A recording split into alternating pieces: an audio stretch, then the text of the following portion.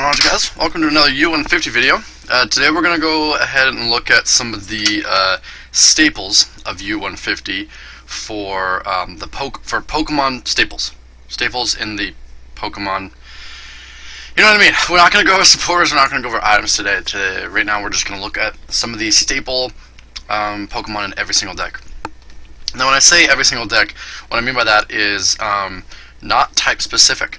So we're not going to look at stuff like Tropius Plasma Blast, for instance, is very good in grass decks. Shaman EX, very good in grass decks.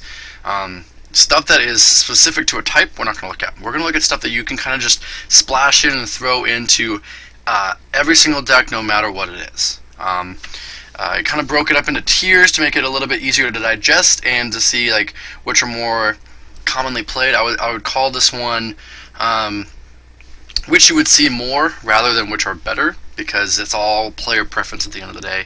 That's how U150 works in terms of that. So yeah, we're going to take a look at tier 1 picks. First two cards we're going to take a look at are Spiritomb and Claydol. Now these two cards are, I mean, there are sometimes where you don't want to play Spiritomb if you don't have evolutions, but if you're playing any sort of evolution deck, generally speaking Spiritomb and Claydol, or Spiritomb is going to be in it.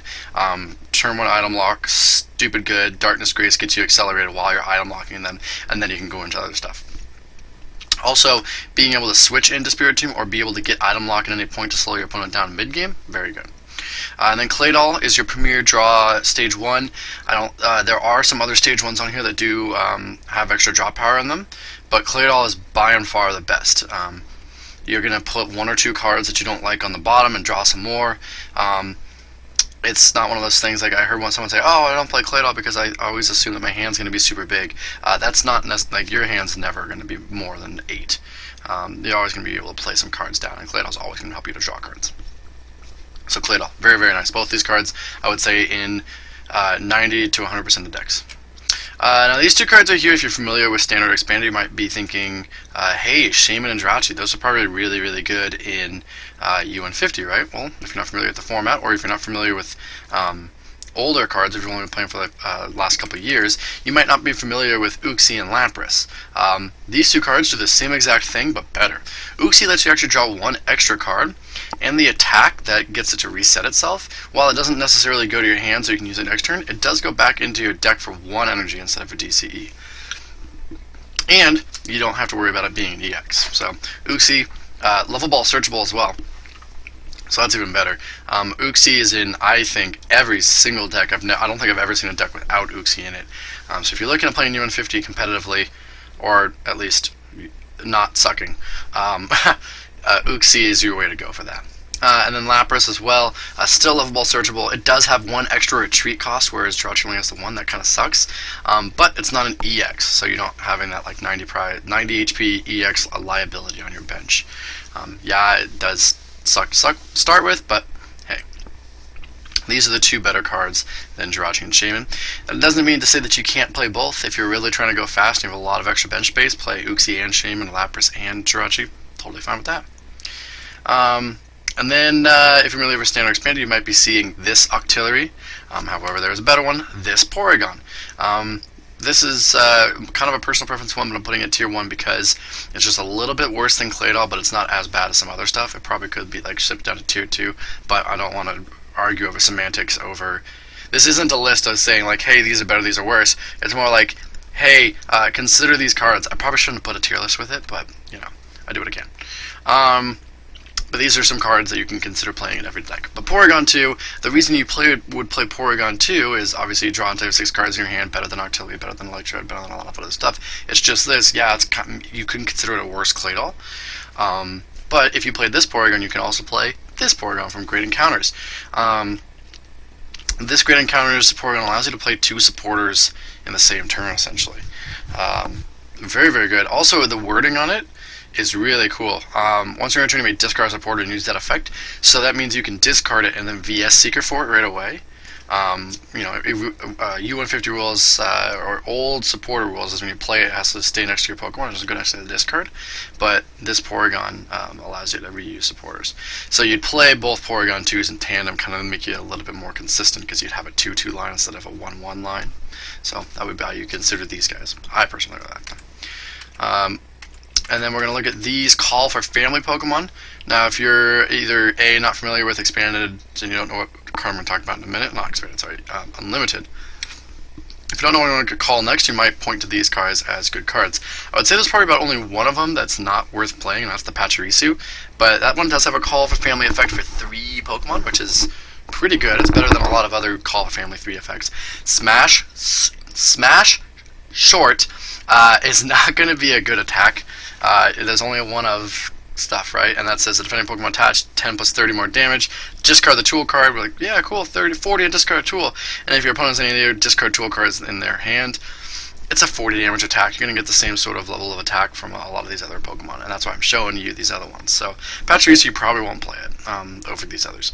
Pichu, fill up your bench. Got that sweet sleeping face so you can fall asleep and hopefully prevent some damage. Free Retreat's also nice. Speaking of Free Retreat, that's why Emolga's in here. It is a call for 2 and put them on a bench. Where call attacks, there are a lot of Pokemon that have call for 2. This one just has Free Retreat, so having Free Retreat on a call attacker is very, very good.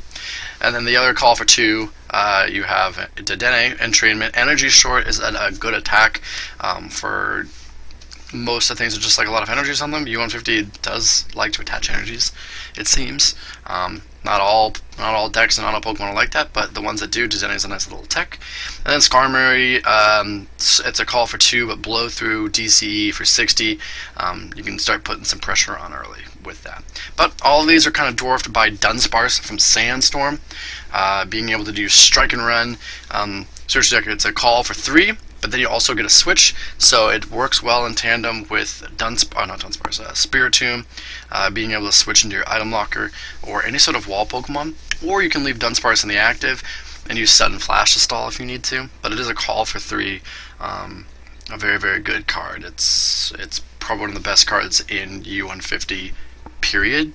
I don't know if there could be a deck that wouldn't play Dunsparce. It's just your premier starter. If you start with it, you're going to get set up real fast. So, going on to tier 2 stuff, stuff that, like I said, I don't know why I did a tier list. Stuff that's good, but not as good as some other stuff. I'm moving my phone out of the way to finish the camera. Electrodes, there's 2 of them that I want to talk about. Holland's Electrode is a double rainbow energy. If you already have an energy attached to you do the little bounce thingy. But if your deck uses a lot of different colors as attackers, Holland's Electrode is a good way to go about doing that. And then Electrode, I've seen a lot. The other Electrode from base set, I've personally never been a fan of this because I don't like giving my opponent free prizes just to attach 2 energies. But it is a double rainbow energy if you knock yourself out. So it's if you need some sort of acceleration or double rainbow energy or what have you, this Electrode's good to play as well. So there's both of those. And then you have these guys here. They're all kind of serve different purposes. Pidgeot Quick Search. It's once during your turn, look for a card and put it in your hand. Stupid good. Problem is it's on a stage 2, so you got to eventually get into your stage 2. You might not be going as fast as you want to be. Yeah, you can get it turn 1, turn 2 if you're lucky enough, but in terms of consistency, you might as well just use those searching cards or other things. U150, you can feel like you can grab any card at any time, generally speaking, but Pidgeot is an option to consider. Staraptor FB, level X. Once you're in your turn, you can search there for a supporter card. Free Retreat, also really nice. Grab your supporter whenever you want. Super cool. I'll move on to the Sableye from Storefront. The going first thing isn't going to happen super often, but Impersonate, being able to search there for supporter and instantly play it, kind of A, thin your deck, and B, get your second supporter for the turn. Staraptor just searches for it. It doesn't actually play it, but Sableye gets you a second supporter for the turn, albeit the final supporter. Yeah. And then Clefable, you've seen a lot of decks as a 1-1 tech because of Metronome. It's very good. If your opponent just has like a big bopper up there, it's nice to put up Sableye and just swing back at him. It's a card that I've never really toyed around with, but I've seen a lot of people play it. It's not a bad thing. If you have 2 spots you want to dedicate to Clefable, it's always going to be your best backup attacker in any deck. If you don't know what backup attacker to play, if you're like, oh man, I have my main attacker here, but I want some insurance, a 1-1 Clefable line is always nice. And then tier 3, some other stuff that you don't necessarily see so often, but stuff to consider. Floatzel, Smoko, Jirachi, all kind of things that have to do with extra supporters that are a little bit worse than the other ones. In Sight, it's supporter recycling. That's not a very common thing, but Floatzel GL, you can use the attack for free. It does have 1 retreat. If it had free retreat, this card would be busted. Smeargle, look at your opponent's hand and find a supporter there. This card used to be good when supporters were high, when Hard Gold and Silver were out, and everyone plays supporters, but in U150, they might not have a supporter in their hand, or it might not be one that you necessarily need. There's just so many supporters, it's hard to pinpoint the meta when Smeargle is going to be good. And then Jirachi, use the second supporter, just copy your supporter, and then Final Wish, being able to search a card when it's knocked out, and Free Retreat.